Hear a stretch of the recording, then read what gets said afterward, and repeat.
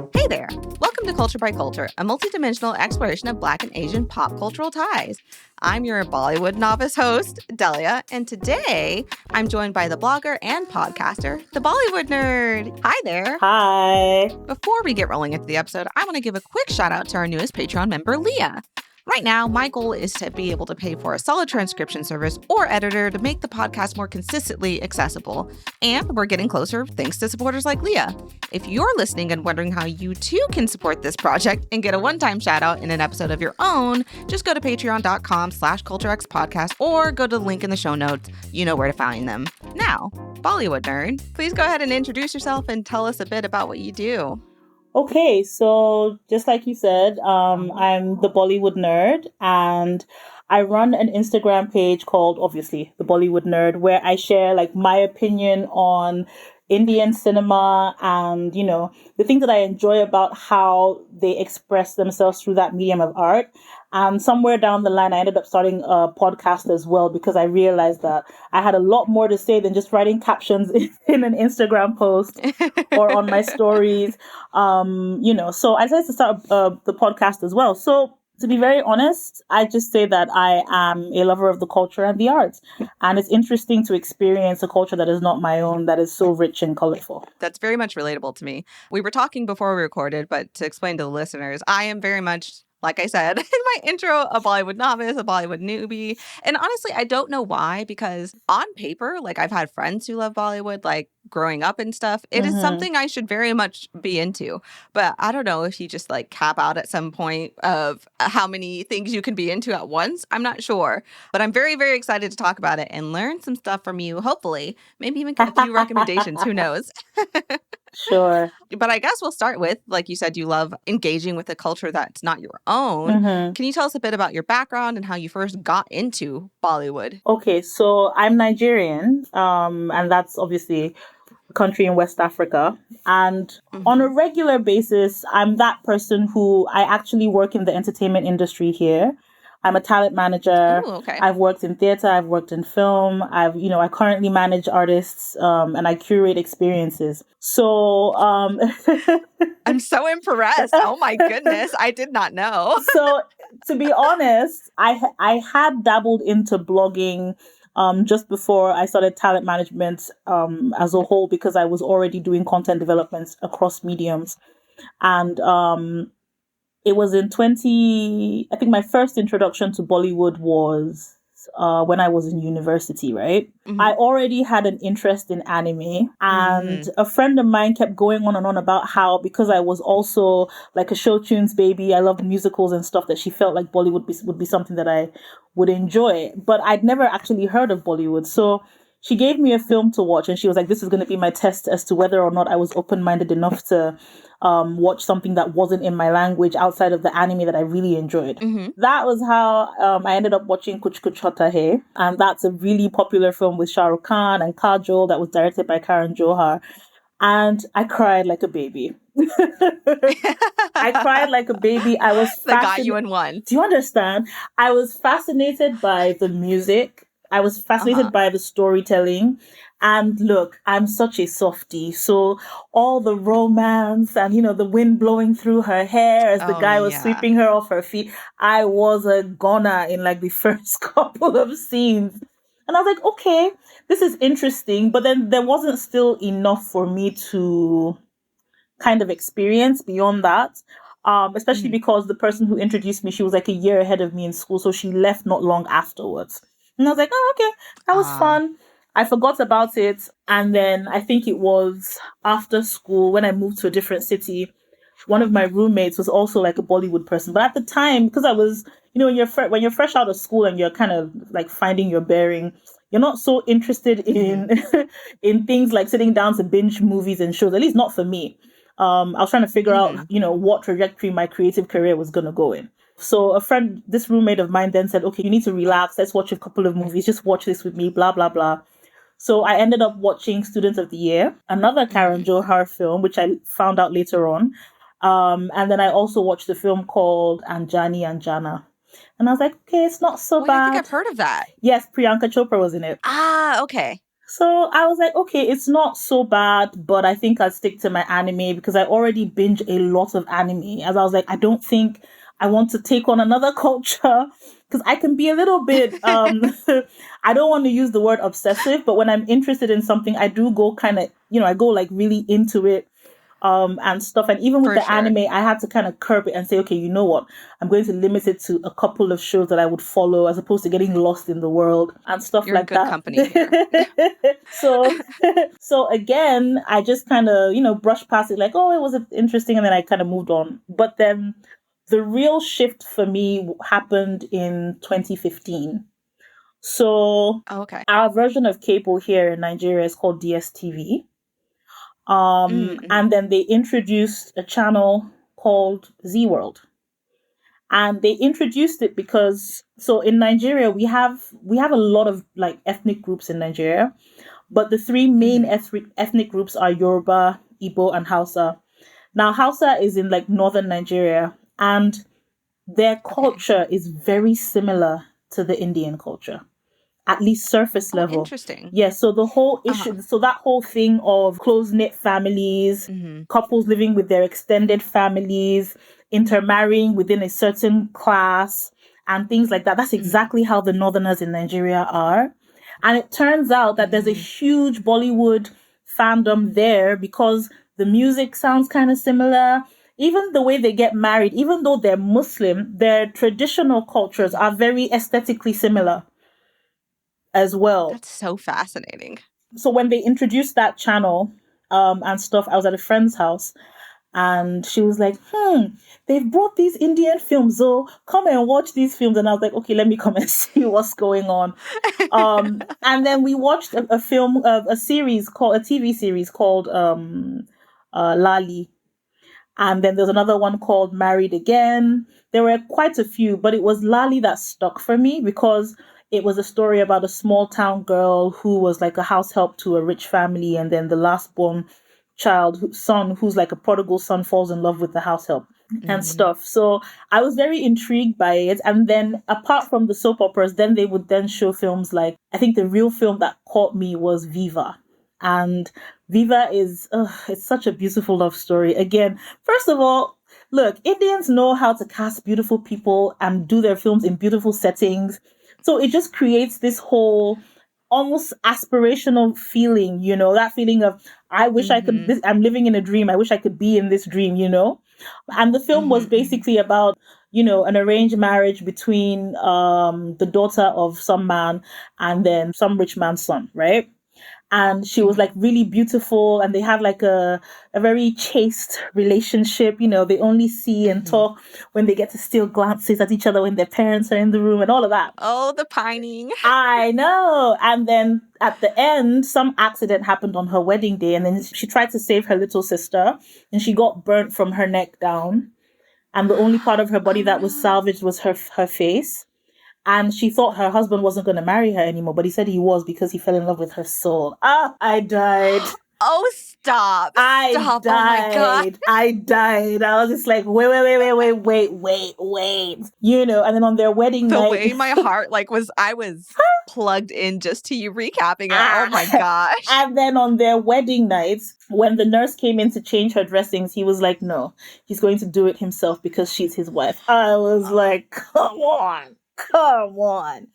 And I I'm a just puddle. Oh I my just gosh. started weeping. I was like, oh my God, this is true unconditional love. My friends were just looking at me like, okay, here we go. So I left They were just that. watching it all casual. I'm telling you. So I left their house that day and I just kind of went, I was like, you know what? Now I'm curious about Bollywood. I want to see what the fuss is about. Because the soap operas that were being shown on the channel, there were a lot of stuff that had already stopped showing in India. But of course, because it's being brought Mm-hmm. to a new market, it's new here. And everything. And I was like, I want to Mm-hmm. see if the stuff we're seeing on TV is a good representation of what Indian cinema is. And that's Mm-hmm. how I went on a long discovery. I started with the name that I knew, and that was Shah Rukh Khan. So I Googled Shah Rukh Khan, then I Googled his filmography, and then I made a list, and then I started looking for every film and started watching his films. So I went, I watched Kuch Hota again. I watched Kabhi Khushi Kabhi Gham. I watched Ho Na Ho, and I just kept going. And I made like a long list. Once I had gotten through like 15 of the films in his filmography, based on people that Hmm. caught my attention in the films that I saw, I would then look for them and then start watching their films. Then I went on YouTube to find out, what shows I could watch that would like kind of educate me on the industry outside of just watching the films. At this time, I hadn't started writing about it. I was just very curious, right? And I found it Hmm. really fascinating. I got to a point where I had watched so many films in such a short period of time that I could literally like pick up bits of the language. I could sing the songs, and I sing anyways. So I'd end up in my friend's house, and then I'd be humming an Indian song, and she's like, wait, how did we get here?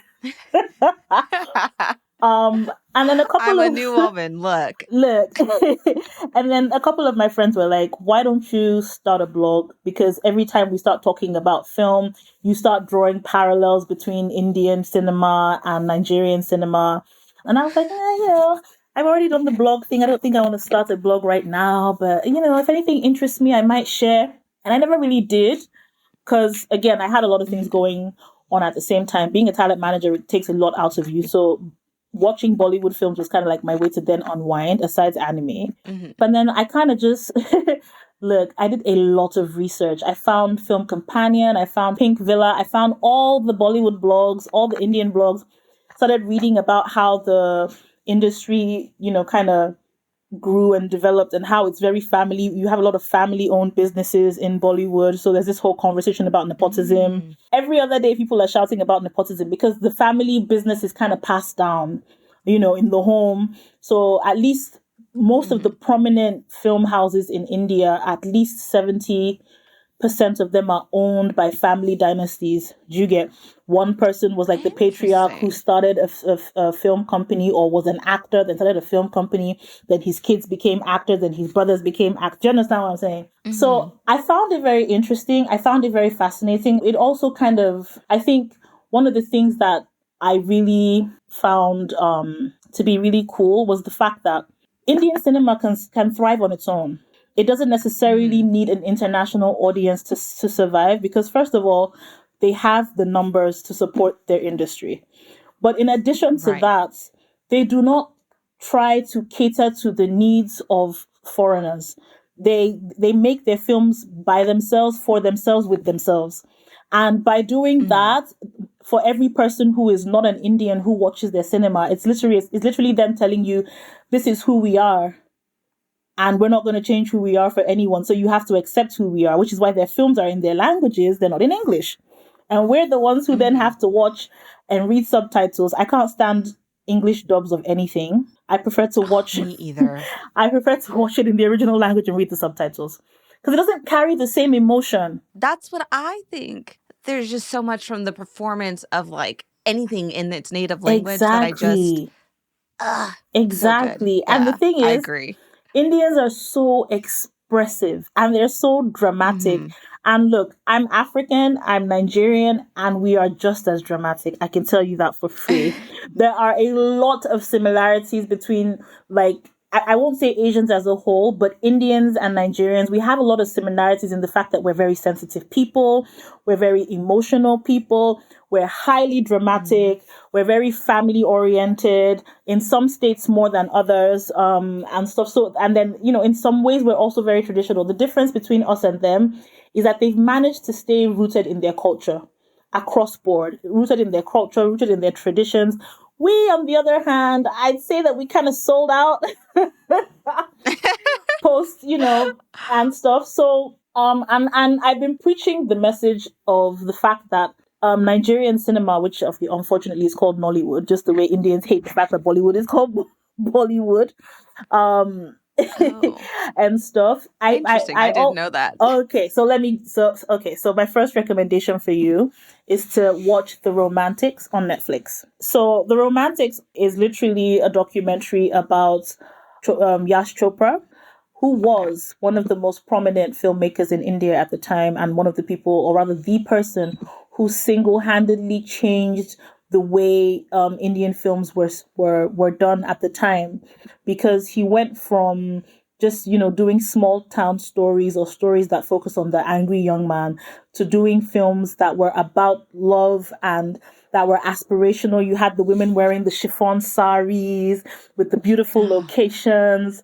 And then there's one country, I'm not sure if it's Switzerland or New Zealand or one of those countries, that literally named a lake after him and named a floor in one of their most prominent hotels after him, because he basically contributed to the tourism of their country because of the way he shot scenes in his films in their country. So anyways, what that documentary will do for you is it'll kind of educate you on the evolution of Indian cinema over time through the lens of his film company, and how his first son kind of took over the business and was introduced into the business, and how he also changed the way filmmaking was done to suit, the generation that he was in. And that's where they also explained the fact that Bollywood was not always called Bollywood. The name actually came from an insult in an article about Indian cinema trying to be like a low budget version of Hollywood, right? But unfortunately, the name... That does make sense. Yes. So unfortunately, the name stuck. And I mean, Hollywood is the most recognized film industry, even if they might not be the biggest. So I've always said it that the film industry in my country would benefit a lot if we took a few leaves out of the Bollywood handbook, because it's until our content is completely rooted in our culture and what makes us authentically Nigerian, that's when our stories will start to cross over. That's when our stories will start to be more relatable. When we focus on being who we are and not trying to be who we're not, I think we'd be in a really good place. From a storytelling perspective and a filmmaking perspective. We have a lot to learn. Bollywood is light years ahead of us. But yeah. All of that was so fascinating. Like, I don't even know where to start. First of all, I didn't know that you were also into anime. We're going to have to remind me to circle back to that at the end. Sure. I would love to know what types of anime you like, just to get a feel. Sure. But it's wild to me that you've been at this since 2015. Like, you and did all this research to partake in this industry that you had come to love, but weren't, natively in that country. Like, I assume there's no Bollywood Crunchyroll type situation, So I think that says a lot. It's a very good recommendation of Bollywood. Like, trust me, it's worth it. It's worth it to do the work. It's that good. But you were talking about the parallels between Nigerian cinema and Indian cinema, and how your friends, you would bring it up a lot of the time, and that's how you kind of were like, okay, fine, I'll start a blog, an Instagram page. And then you were saying how Nigeria could learn a lot from the industry. So I was just curious what parallels there are between the two film industries that you see. Okay, so first of all, if you look at like what our indigenous cinema used to look like, we had a lot of our films that were in native languages. We still have quite a lot of it that is in our indigenous languages, and stuff that you kind of have to watch with subtitles if you don't speak the language and all of that. So we have, like I said, we have like three main tribes here, or ethnic groups here. So you have the Igbo films that are either in Igbo or a mix of Igbo and Pidgin. You have the Hausa films that are obviously in Hausa language, and then you have the Yoruba films. But then the industries that are more prominent, unfortunately, is the English-speaking version of our films, because English is the first language in Nigeria, right? And because of that, we then end up having a lot of content that is very westernized, or trying to focus on what the upper class, average, rich Nigerian would look like.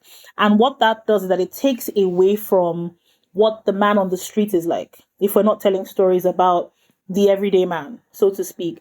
But when you look at like our indigenous films, and you look at what Bollywood indigenous films are like, or what Bollywood films are like in general, it's about Indians. It could be about a guy from Maharashtra who is trying to marry someone from, Kerala, and then the parents are having issues because they're from different states. There's literally a film called Two States that is about that, with Alia and Arjun Kapoor. And we have that in Nigeria every other day.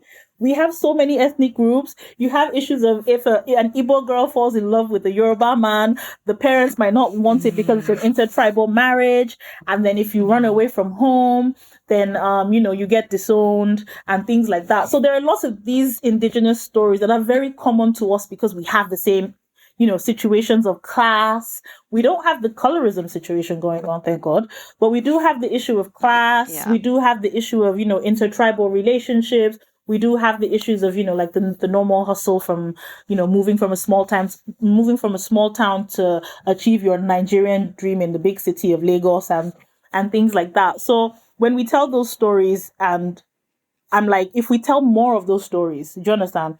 We'd be, again, doing ourselves a huge service because we'd be portraying ourselves for who we really are. People will be able to connect with it.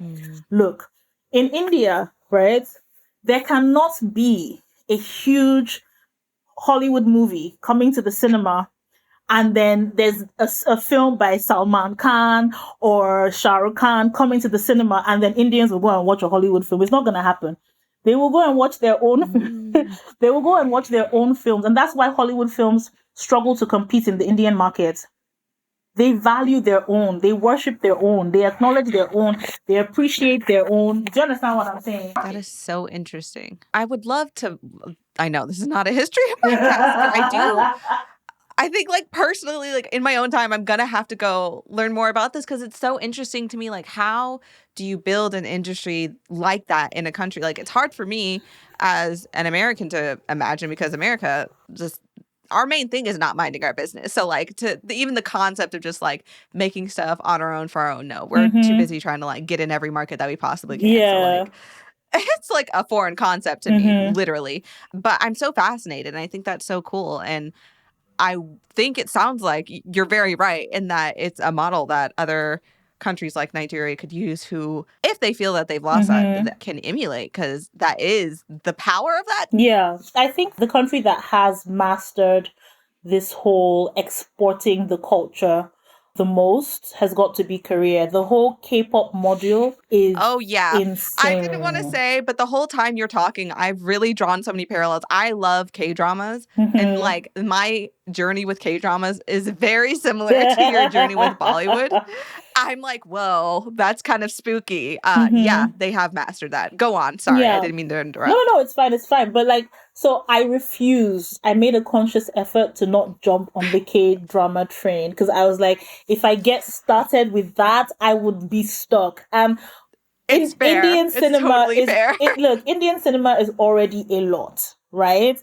And you need to understand that people keep saying Bollywood, but Bollywood actually only refers to Hindi movies, right? Correct, right. You have the Marathi film industry, you have the Telugu film industry, you have the Tamil film industry, you have the Malayalam film industry. So it's north and south. There are different film industries within India, which is why a lot of them prefer to be referred to as the Indian cinema or the Indian film fraternity, as opposed to Bollywood, because Bollywood is just Hindi cinema, right? And I think it was within the last 2-3 years that I was like, okay, now that I've kind of made a good dent in, finding my footing within Hindi cinema, now I want to kind of watch South films. And then I got introduced to films like Okay Kanmani. I watched Sita Ramam, which came out last year. I watched quite a few. And I was like, first of all, it's so interesting to see how different the languages sound. Malayalam is such it's almost like they're clicking and speaking under their tongue when they start to speak the language. And I'm like, okay, but it's not just about the difference in language. It's also the difference in cultures. Their cultures are they have a lot of similarities, but they have a lot of differences too. So the language of the storytelling is very different. The way they approach the visuals of their storytelling is very different from an average Hindi film. With a Hindi film, it's as good as saying you're watching a Hollywood film, but set in India, almost, right? If you were going to dumb it down to layman's terms. But when you watch Malayalam or Telugu or Tamil, it's a lot more raw. It's a lot more raw. It's a lot more indigenous. It's not as refined as Hindi cinema in some ways. And in some ways it is. I mean, just this year, RRR won original score at the Oscars. And then RRR was nominated in the foreign film category as well. Hi, Editing Delia here. I was coming to let y'all know that it was actually at the Golden Globes this year that RRR was nominated for Best Foreign Language Film and Best Original Song. Usually I would just put that in the show notes, but frankly, It won Best Original Song, and it 100% deserved. It is a banger, and I need somebody to go listen to it because I just played it on repeat for like 20 minutes, and I should be editing. So, like, I'm going to link it in the show notes. Please go listen to it. It's very, very good. Okay, as you were. So, you can tell that the South film industry is catching up with like the Hindi film industry and stuff. So I'm just like, okay, so I'm still wading through the stuff from South India.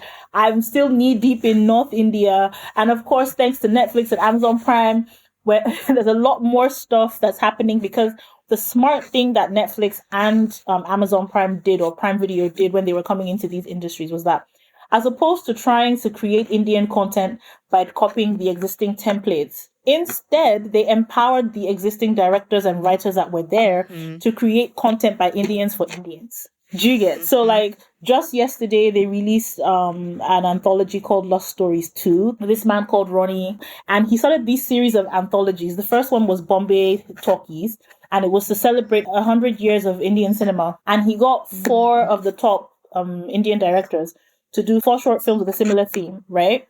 Which was really cool. And then a couple of years later, they did another one called Lost Stories 1. And he brought back the same directors to do, 4 short films about lust in different scenarios.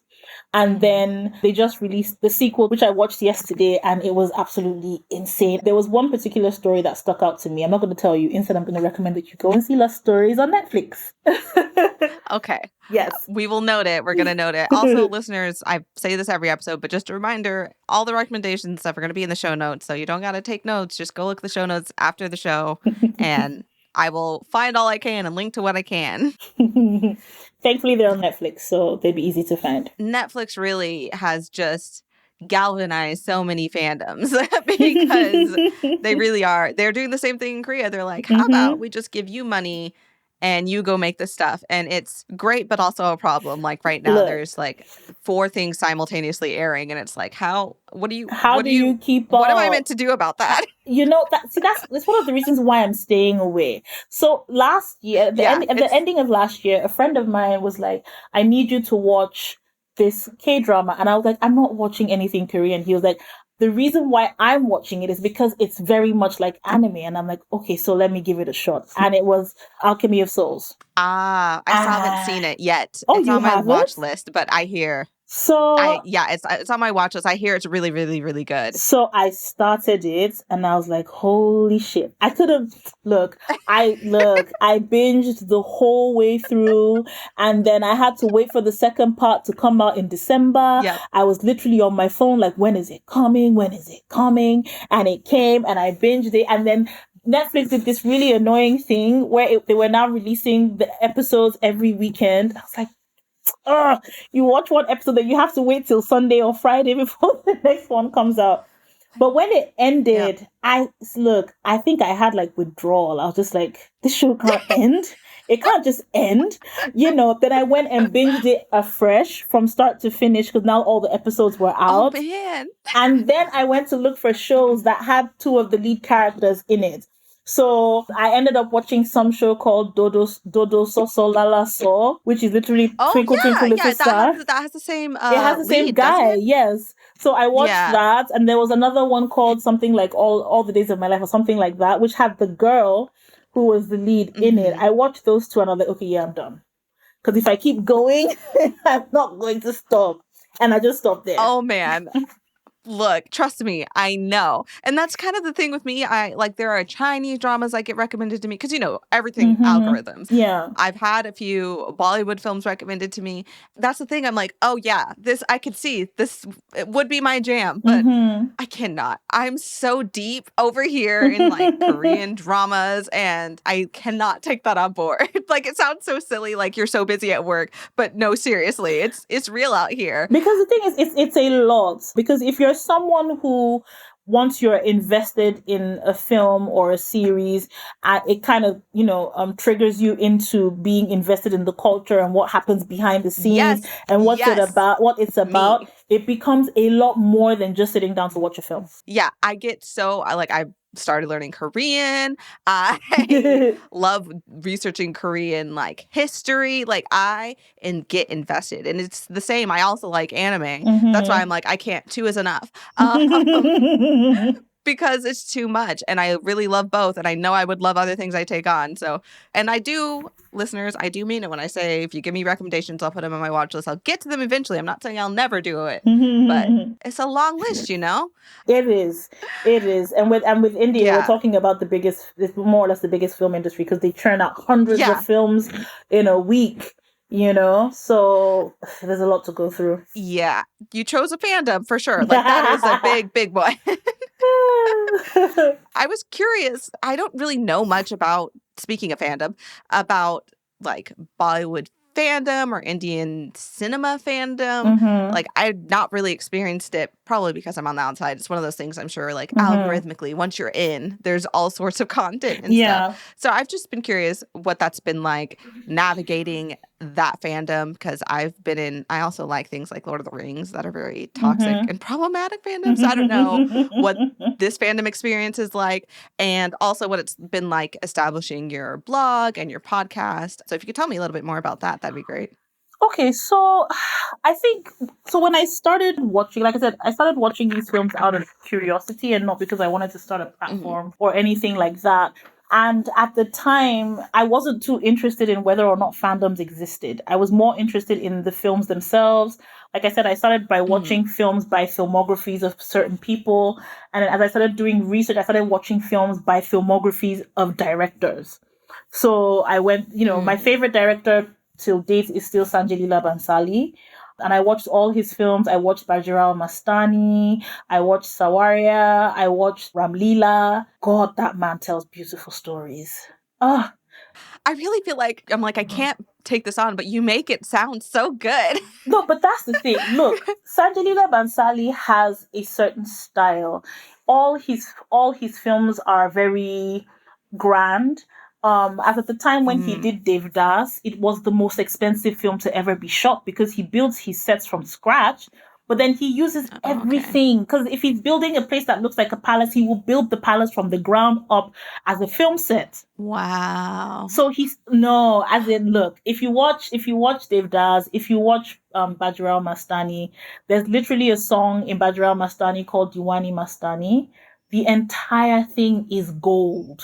The entire thing I'm sorry, gold? It's gold. So the moment, as in from the first scene, every scene could be a picture on a wall, right? Deepika Padukone is in it, Priyanka Chopra is in it, Ranveer is in it. Look, I wouldn't push you to start watching everything, but I would like specifically recommend one or two things for you to see, just for you to see like the styles of some of the directors and how that has kind of played out in, them being the mega directors that they are today and how it's affected the careers of people that they cast in their films. So at that time, it was just, I'm fascinated and I want to know more. It's like peeling back an onion. Every time I discover one thing, I'm like, oh, okay. Like I mentioned, once I had kind of gotten into like watching stuff and constantly talking about the industry and my life is kind of revolving around it, my friends that had been pushing me to start the blog, but I didn't want to, so I didn't think I needed to. But then COVID happened and I was bored out of my mind. And I was writing reviews, but I wasn't sharing the reviews. And then, unfortunately, I lost my dad. So when that happened, I kind of had to find an outlet. And the outlet became the Bollywood Nerd. So I set up the Instagram page in the middle of the night and I started posting the reviews. And I was surprised that people, started following me. I was like, oh, okay. I didn't think people would be interested, but yay. And then when Gunjan Saxena, the Cargill girl, came out and I watched it and I wrote a review, I got a DM from Dharma Productions asking me if I would like to be part of the reaction videos that they were compiling. And I was like, oh shit, so cool. Dharma Whoa. Production. I was like, yes, sure. And then they started asking me questions and I'm like, so I'm in Nigeria. She was like, you're African? I was like, yes. She was like, she had no clue. She just assumed that the stage was being run by an Indian because of how I wrote and the way I expressed myself. And she was like, that's so cool. You're going to be the only Black person in this video. I was like, sure.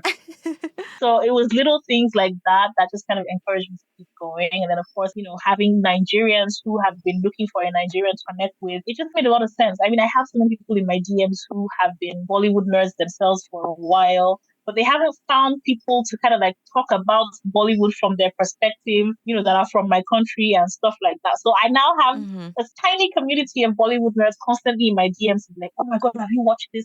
Oh my God, have you heard about this?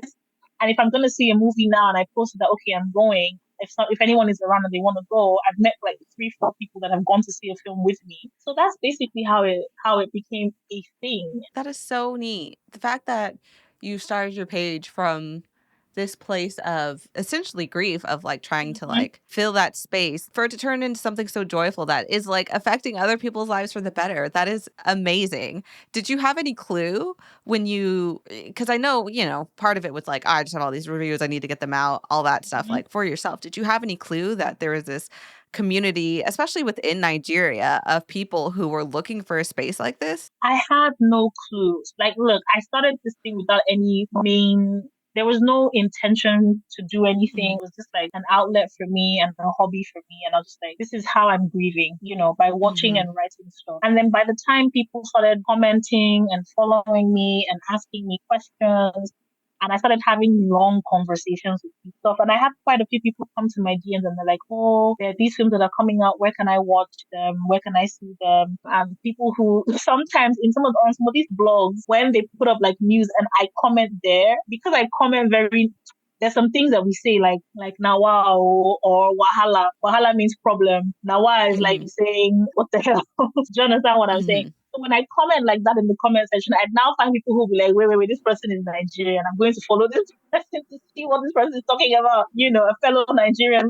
And then the person will be like, you watch Bollywood? And I'm like, yeah, I watch Bollywood. And then before you know it, an entire conversation ensues on the things that we've watched, the things that we haven't watched. So it's really cool. It's a small community. It's growing. Every time I disappear for a while because of work, I have my DMs. People are like, Bollywood nerd, come back. This teaser has dropped. This trailer has dropped. Have you watched this? Have you watched that? So it's really cool. And I'm hoping that I can visit India soon. I'm trying to see if I can go next year and just like see for myself. I have a Mm. whole list of places I want to see. I asked one of the actors that I talked to in the DMs that if I came to India, would he be open to meeting me? And he was like, yes, sure, because he's curious to see what I look like. Nobody knows what I look like. I don't share my picture. It's a mystery to even me now.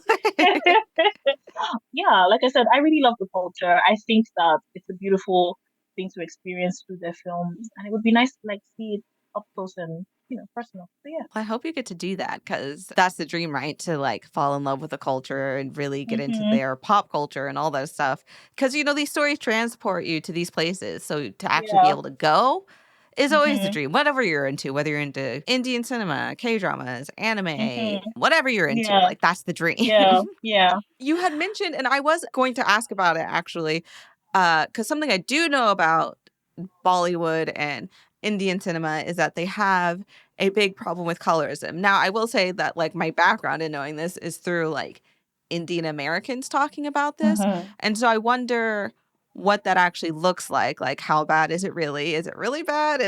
How does it present in Indian cinema? Also, like I know what colorism looks like in American films. I know what colorism looks like in Korean shows. Yeah. So I wonder how it presents in Indian film. And I also wonder like how you respond. And then I guess you can also talk about the fandom since apparently they do have very big responses to things.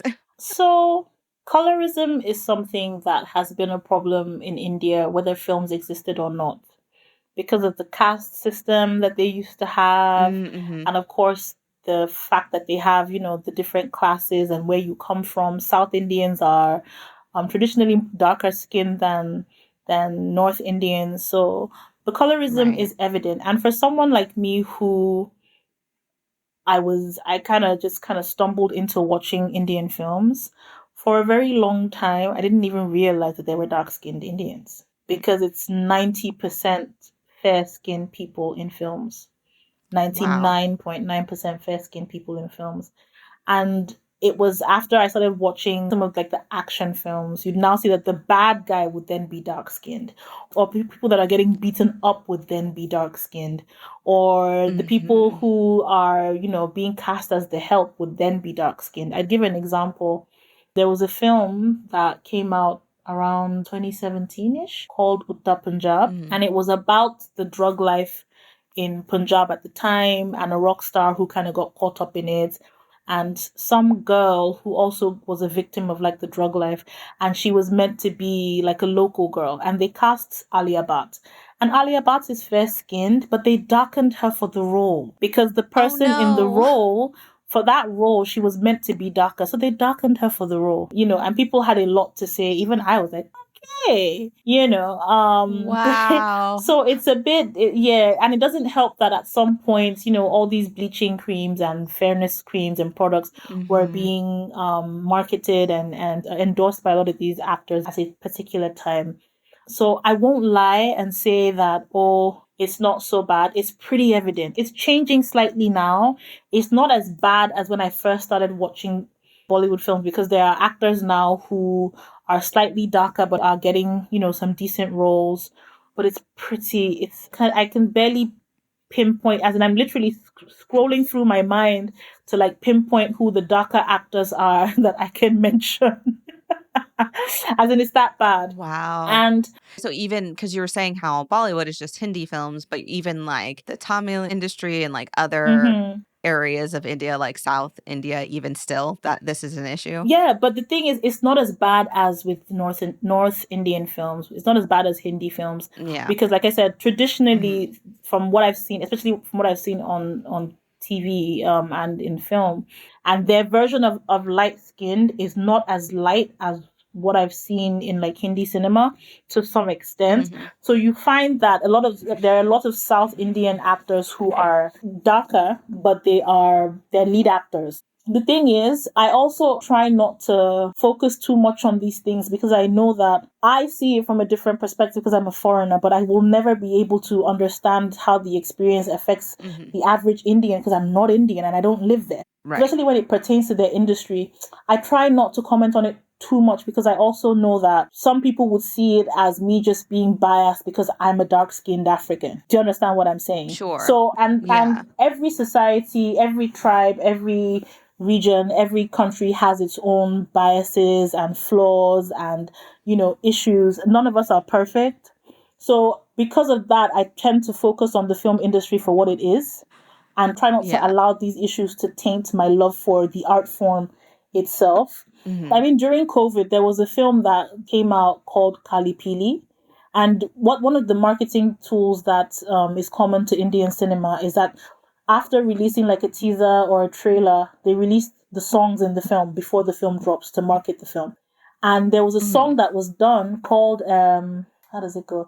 Ye dunya sharma jayenge. Yeah. So it was they changed the lyrics because initially what the lyrics had said was that the fair-skinned girl who was the lead in the film was more beautiful than someone who was darker skinned like Beyonce. They literally compared her to Beyonce, and the internet went ballistic. Everywhere shut Oh. down. And it was, like I said, it was during COVID, Oh. so emotions were already heightened. Ooh, people went off. They were like, how dare they compare? It's a racist comment for you to be referring to a woman based on the color of her skin. Then they came for the actors, then they came for the songwriters, then they came for, oh Lord.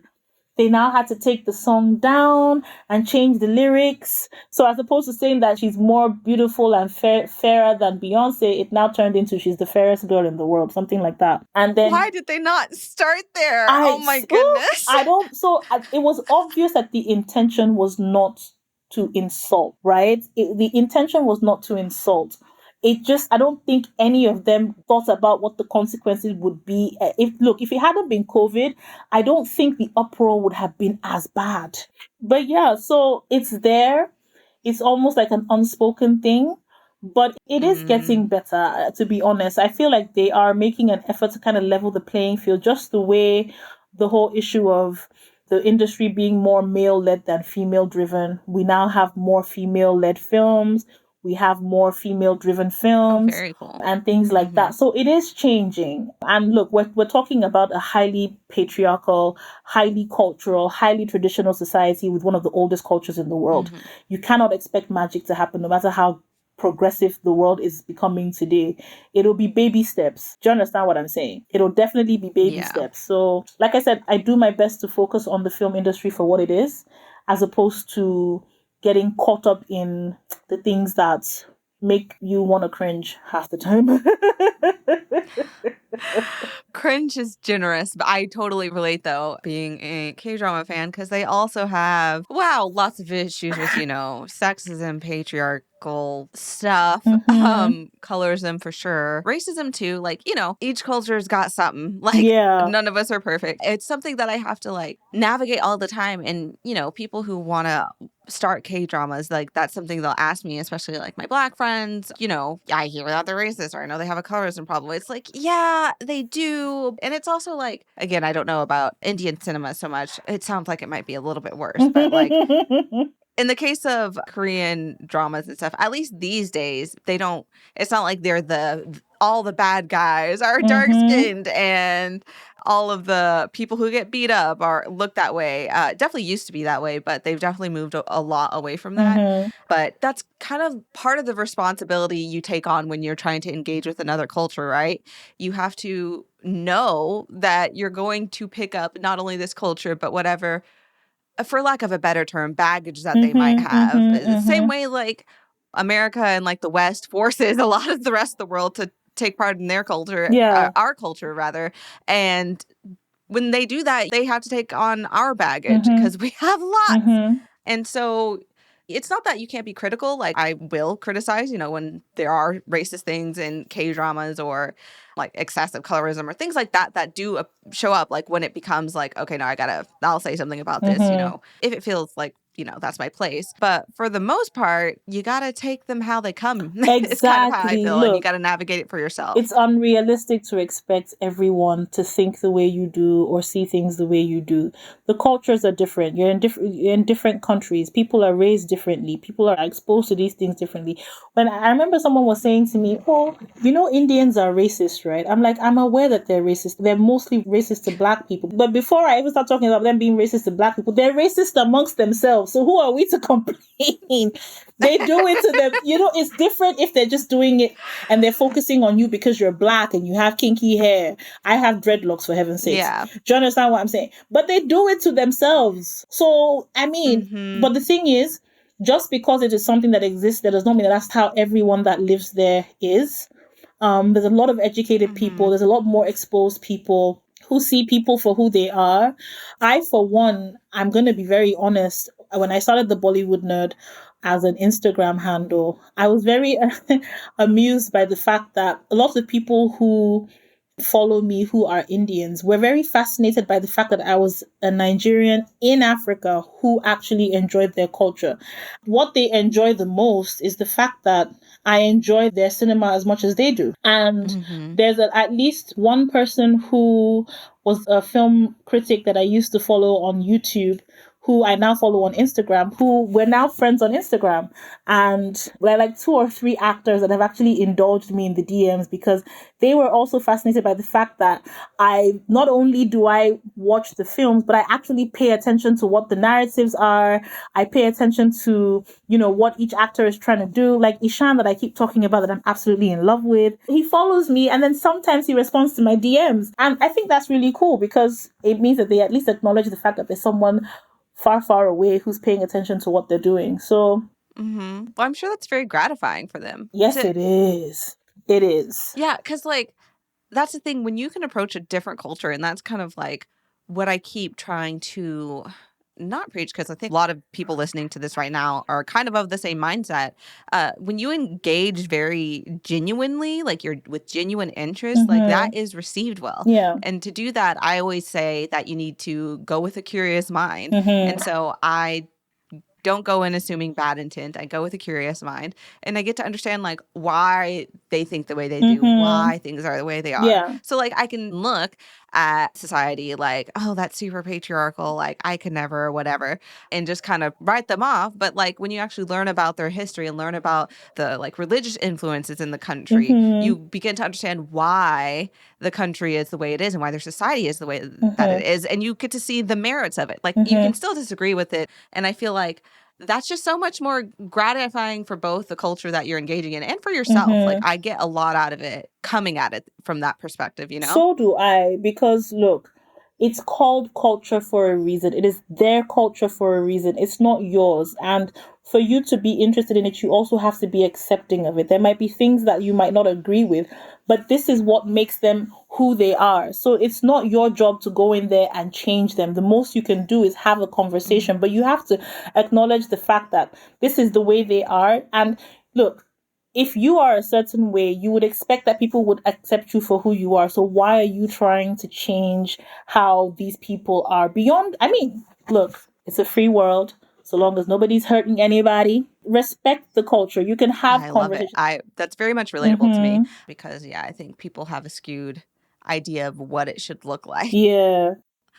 You said that your followers are interested in your views, specifically coming as a Nigerian fan to Indian cinema. What are some of those views that you think are unique to them and stand out to them? I mean, so the thing is, a lot of the opinions I've shared mostly on my podcast, because that's where I talk about things to a larger extent as opposed to on my feed, where it's mostly like movie reviews and stuff. And then, of course, on my stories as well. But one definitely has got to be the nepotism conversation and stuff because it pops up so much that it irks me. So I always have something to say about it. It's just that I've told myself that I'm not going to make it an issue. Once I had spoken about it in a Bollywood Nerd podcast episode, like once or twice, I was like, okay, I'm going to let this rest now. But then outside of that, I think it's also the fact that I'm very objective about my views on the films that I watch. Because, so yes, I love the storytelling and yes, I love the beauty of it and I love the music and the dancing and everything, but it does not take away from the fact that I'm very objective about how a film makes me feel. And then, of course, I'm also very objective about how I feel about like the directors that I love to watch. Like there's a particular director that I really, really like called Imtiaz Ali. My favorite film by him is Tamasha. And it's starring Ranbir Kapoor and Deepika Padukone. But then for some reason, his last two films tanked. So by the time I eventually like did an episode about him, yes, I spoke about how much I loved, the films that I do love, but then I did not mince words on the fact that I was really disappointed in what happened with his last films and stuff. I keep it respectful, obviously, but then I'm very honest as a person. So I think it's that. And then, of course, I think another thing is the fact that the Indians who do follow me, they enjoy the fact that I enjoy their culture. I think that's the biggest thing for them. I'm not critical about the culture, but I enjoy the culture. So, when there's a really good song, I'd probably do a cover of the song, or I'd go on and on and on about the song or who wrote the song and, stuff like that. Even this year, when Pathaan came out, it was Shah Rukh Khan's return to film after 4 years. And I kept going on and on and about the film. So here's the thing. There are like 4 cinemas in my city, right? 4? 5. But of the 5, there's only one that shows Indian films. And it's not all Indian films that open in my country, obviously, because it's a niche interest unless it's in the north. So it's a lot of the films that have worldwide releases that come to Nigeria. So luckily, Pathaan had a worldwide release. So I was there first day, first show. The manager of the cinema knows me because I'm the only Nigerian that calls him to ask him if a certain film is coming to our country. So I sent him a list at the beginning of the month to say, these are the films that are coming out this month. Which one is coming to your theater? He'll now be like, okay, this is coming. These are the dates. I'll now be the one to update people on my feed to say, okay, these films are coming to Nigeria, guys. So when Pathaan came out, you've got connects. Oh my gosh. So when Pathaan came out, when I got to the cinema and I was about to buy my tickets, there were like lots of Indians there and they were like, what film are you paying for? And I was like, it's Pathaan. If you see the people that look, they all turned like, one person was like, you understand Hindi? I said, a little bit, but I read the subtitles. They're like, you like Shah Rukh Khan? I said, yes, I like Shah Rukh Khan. But they were shocked to see me there. I think what shocked them the most was when the songs played in the films and I was singing along and I knew the choreography. The guy that was sitting beside me that was Indian was like, you are the first Nigerian I'm seeing that is this enthusiastic about watching an Indian film in the cinema. And I was gushing like an idiot after the film. They were like, yes, she enjoyed the film, so so I mean, look, I love what I love and I'm unapologetic about it. I'm not trying to say, oh my God, India is so cool and I'm going to no, I'm like, oh my God, I really love what I'm seeing. I'm a Nigerian who enjoys this and it's a hobby for me. Be genuine. Yeah. Well, I guess I was going to ask, like, do you have any advice for someone or a Black fan specifically coming into Bollywood films completely brand new? They know nothing. I think my advice would be open-minded. Don't put your expectations in a box, right? Okay. Focus on experiencing it as something new and see it for what it is. And don't try to overanalyze what you're seeing. When you kind of surrender to the experience that you're having, it will grow on you. The curiosity will be organic. So you leave all the baggage at the door and kind of just start with like a clean slate. And I always advise that people start from the things that are the most accessible. Yes, I was someone who started with like the older film, but that was by choice. And because of the fact that I already had a certain kind of interest, and I'm naturally very open-minded when it comes to content in general. I consume a lot of content anyways.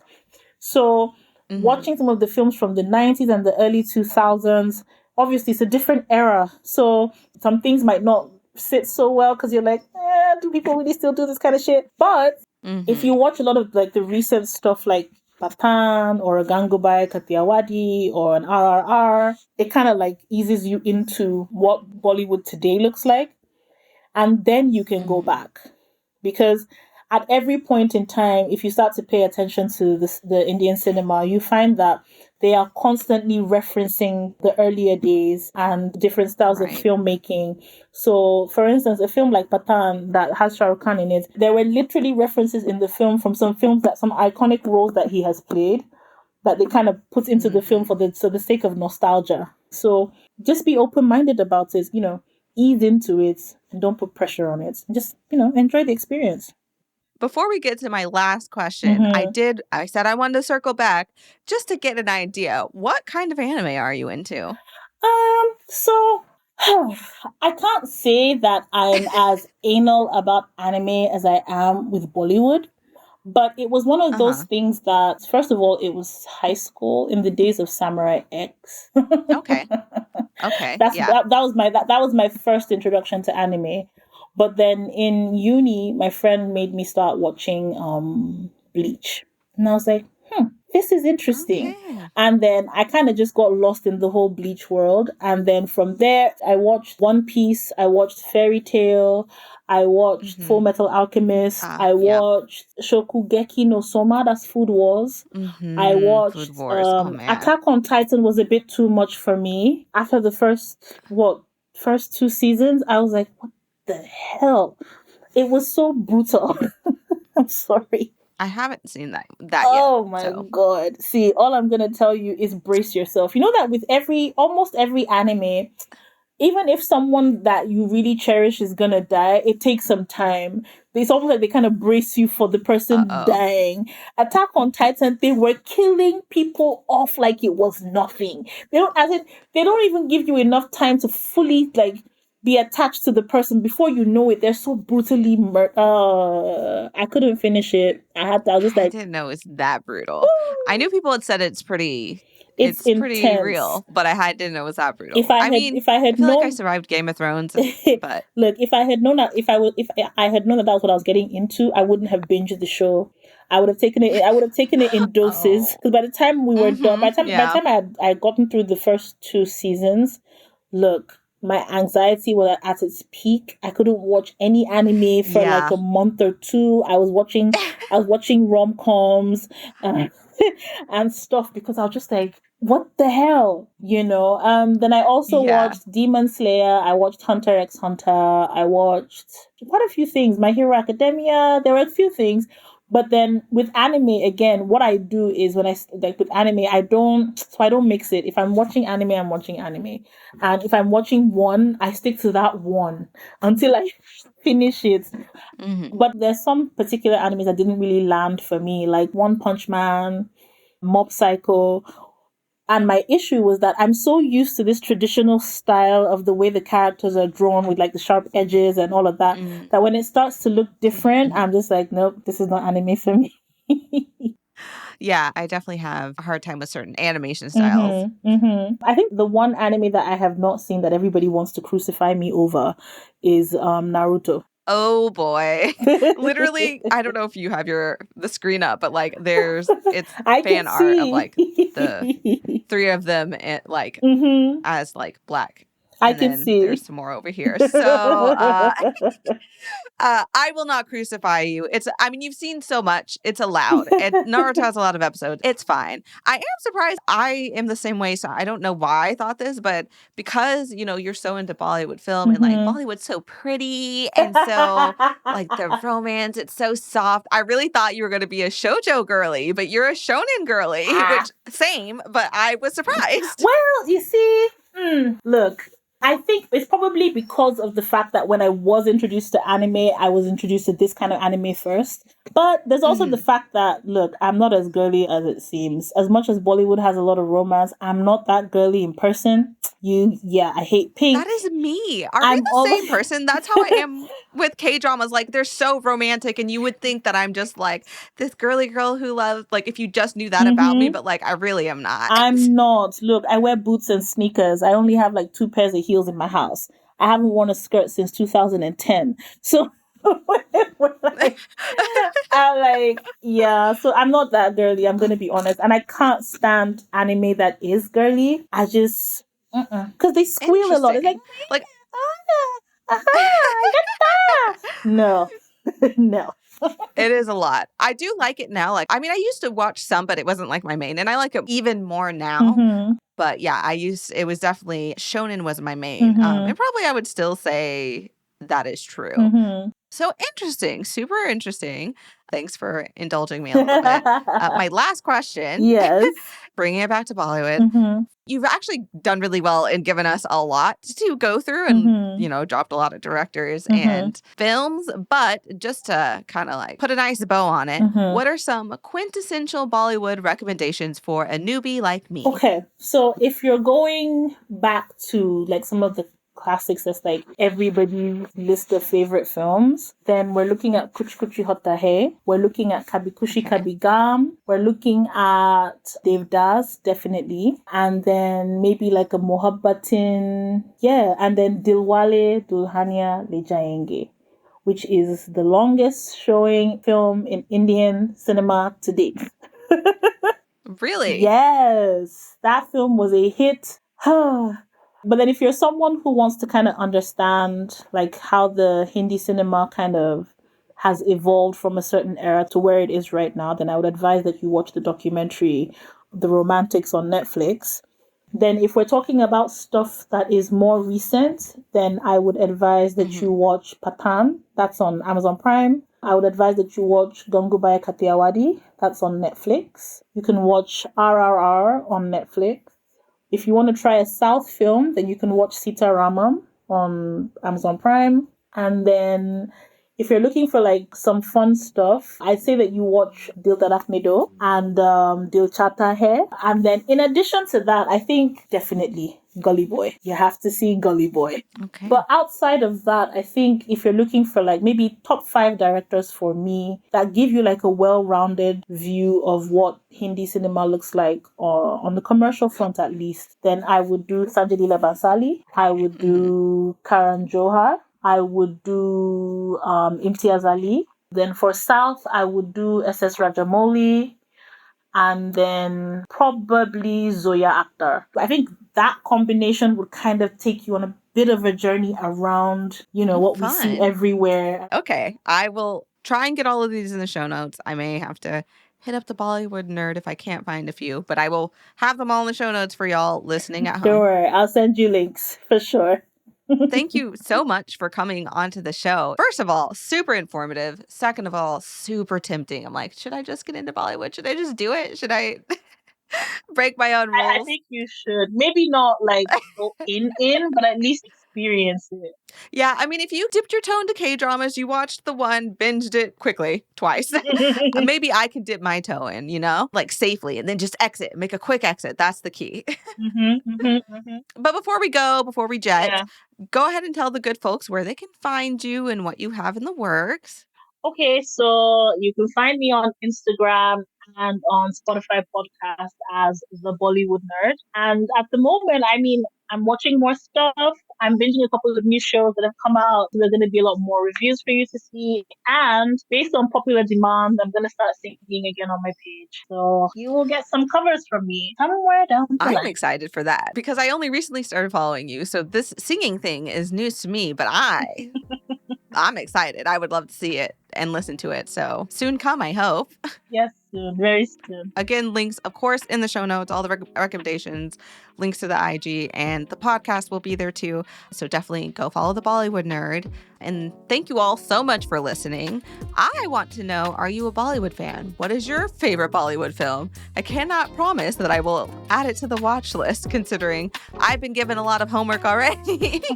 But I will look at them and we will see. You can do that and let me know at Culture X Podcast on Twitter.